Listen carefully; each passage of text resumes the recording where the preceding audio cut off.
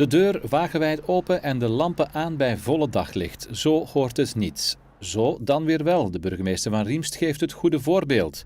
Riemst is niet bedreigd bij een stroomtekort, maar toch is de gemeente solidair. Wij gaan 1 dag voordat het afschakelplan in gang gaat, gaan wij de elektriciteit, de openbare verlichting in onze gemeente afschakelen. En als alle gemeenten in België dat zouden doen, dan besparen we gezamenlijk 250 megawatt. Wat betekent dat eigenlijk 1 stap in het afschakelplan niet moet uitgevoerd worden. 29 van de 44 Limburgse gemeenten dreigen afgeschakeld te worden, maar ze zeggen erop voorbereid te zijn. 25 gemeenten besparen nu al op energie, door bijvoorbeeld over te schakelen op zuinige LED-verlichting. We hebben een aantal voorzorgsmaatregelen genomen, moest er echt iets fout lopen. We hebben een aantal generatoren hier staan die we kunnen gebruiken.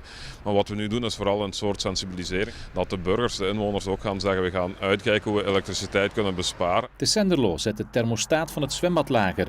Voeren en overpelt voorzien bij afschakeling een trefpunt voor hun inwoners. Ook populair is het dimmen van de kerstverlichting. Nu, we hebben het afgelopen jaar al heel wat bespaard op kerstverlichting. We hebben een aantal kleinere dingen met LED-verlichting die heel weinig gebruiken. Wat we gaan doen als het echt schaars wordt, gaan we die natuurlijk ook niet inschakelen. Maar voorlopig hebben we nog geen stappen ondernomen daarvoor. En ook Herstappen is klaar voor een blackout. Alle boeren hebben er een noodgenerator. Problemen met verkeerslichten zijn uitgesloten, want die zijn er niet in de kleinste gemeente van Vlaanderen.